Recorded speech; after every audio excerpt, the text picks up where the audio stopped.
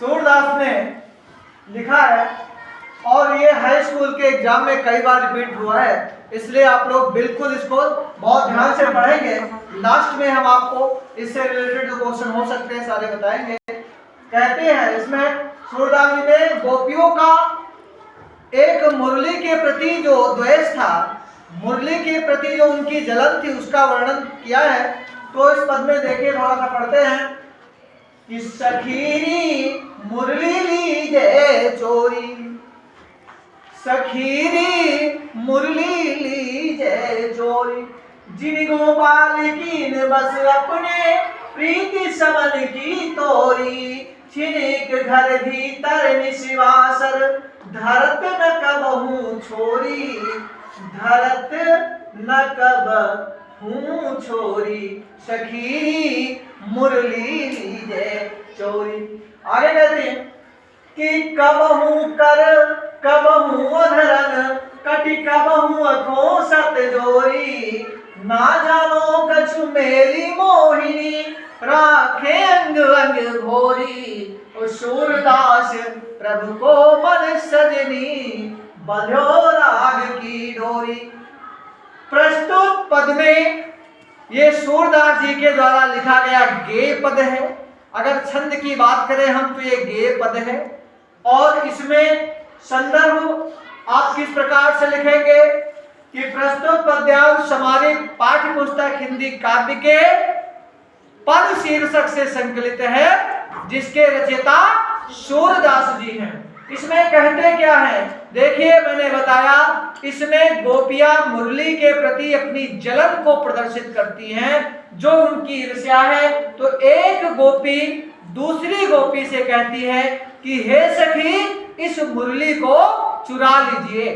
सखीरी मुरली लीजिए चोर, हे सखी इस मुरली को चुरा लीजिए। क्यों? जिस मुरली में गोपाल, गोपाल बच्चों किसको कहते हैं? कृष्ण को। ओके, जिस मुरली ने कृष्ण को अपने वश में कर रखा है। ओके, गोपियों का मन किसके पास है? कृष्ण के पास है, लेकिन कृष्ण का मन किसके पास है? मुरली के पास है। तो कहते हैं कि जिन गोपाल के न बस अपने, जिन गोपाल के न बस अपने प्रीत सवन की तोरी, जिस मुरली ने गोपाल को अपने वश में कर लिया है सब लोगों के प्रेम को छुड़ा करके, प्रीति सवन की तोरी, सबका प्रेम तोड़ दिया। किसने तोड़ दिया? मुरली ने तोड़ दिया। तो जिस मुरली ने कृष्ण का प्रेम सबसे छुड़ा दिया है, हटा दिया है, उस मुरली को चुरा लीजिए, ऐसा गोपी कहती है अपनी सखी से। ओके, अगला क्षीण मतलब पल, एक पल भी, एक क्षण भी, घर भीतर, घर भीतर अर्थात ना घर में और ना बाहर, घर भीतर, निशिवासर ना दिन में ना रात में, धरत न कबहू छोरी, इस मुरली को रखते ही नहीं है। ओके, ये कौन कहां देख रहा? वाइट स्कॉट, वाइट स्कॉट बोर्ड देखो बेटा। ओके, छीन एक घर भीतर अर्थात एक पल भी ना घर में रखते हैं ना बाहर, इसको कहीं रखते नहीं, ना दिन में ना निशी, दिन सॉरी रात, बासन में दिन में और रात में कभी इसको छुड़ा करके अलग, अपने से अलग हटा करके नहीं रखते हैं। और तो और कि कबहू कर कबहू अधरन मां, ध्यान दीजिएगा कि कबहू कर कभी हाथों से, कबहू अधरन कभी होठों से, कटि कबहू खो सत जोरी, और कभी कमर में लगा करके, कभी हाथ में, कभी होठ से और कभी कमर में लगा करके रखते हैं। देखिए कैसा भाव प्रदर्शित है गोपियों के द्वारा कि इस मुरली को ऐसा नामालूम कौन सा मोहिनी मंत्र डाल रखा है। लिखते हैं कि ना जानो कछु मेरी मोहिनी, हे सखी ना मालूम मोहिनी मंत्र वो होता है जिसको डाल दो तो मोहित हो जाता है। ओके, तो कहते हैं कि ना मालूम ऐसा कौन सा मोहिनी मंत्र इस मुरली ने डाल रखा, किस पर? कृष्ण पर। ओके, ना मालूम कौन सा मोहिनी मंत्र इस मुरली ने कृष्ण पे डाल दिया है। राखे अंग अंग भोरी, कि इसको अपने प्रत्येक अंग अंग से लगा के रखते हैं। अंग अंग का मतलब आगे की लाइन में ऊपर कहा गया ना कि कबहू कर कबहू अधरन में, विभाषी, कबहू कर, कभी हाथों से और कभी होठों से तथा कभी कमर से लगा के रखते हैं।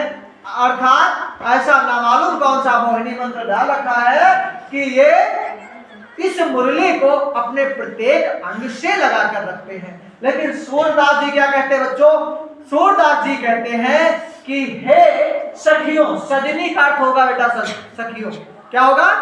दो अर्थों में सजनी होता है, ठीक है? तो यहां पर सखियों है। सूरदास जी कहते हे सखियों, प्रभु का मन तो इस मुरली की राग अर्थात प्रेम की डोर में बसा हुआ है, बन गया है, ठीक है? प्रभु का मन इस मुरली की प्रेम की डोर में बस गया है। बताओ बच्चों, राग की डोर में कौन सा अलंकार होगा? रूपक अलंकार होगा। कौन सा अलंकार होगा? रूपक अलंकार होगा। तो अगर हम इसकी व्याख्या की बात करें तो रेखांकित अंशों की व्याख्या बोर्ड में लिखने को आती है। किसी भी लाइन की व्याख्या आएगी तो आप लिख देंगे। किसी लाइन में कोई डाउट तो नहीं ना? बोलिएगा, कोई प्रॉब्लम? और क्वेश्चन है प्रस्तुत पद्यांश का संदर्भ सब लोग लिख लोगे ना? हमने पहले बता दिया, रेखांकित अंश की व्याख्या भी लोग लिख लोगे। कृष्ण किसे अपने प्रत्येक अंग से लगा करके रखते हैं? मुरली को रखते हैं। और प्रश्न इसमें बन सकता है, किसने कृष्ण को अपने वश में कर रखा है? मुरली ने रख रखा, ठीक है? मुरली ने किसे अपने वश में कर रखा? कृष्ण को। गोपियां किसके प्रति ईर्ष्या रखती हैं? मुरली के प्रति रखती हैं। ओके, तो इस तरह से और भी क्वेश्चन आ सकते हैं, आप बिल्कुल आंसर दे पाएंगे। प्रस्तुत पद में कौन सा अलंकार प्रयुक्त हुआ है? तो रूपक अलंकार है। ओके, कौन सा अलंकार है? रूपक अलंकार है। अंग अंग में पुनरुक्त प्रकाश तथा अनुप्रास अलंकार है। कबहू कटि में आपको जो है कबहू कर कबहू, ठीक है, इसमें अनुप्रास अलंकार मिल जाएगा, राइट? निष्भाषण में लांतिमान अलंकार मिल जाएगा। तो इस तरह से ये आपके अलंकार हैं। और भी क्वेश्चन जो इससे रिलेटेड आते हैं, अगर आपको कोई डाउट है आप कमेंट करें, नेक्स्ट वीडियो में आपको सोल्यूशन मिलेगा। Thank you, best of luck.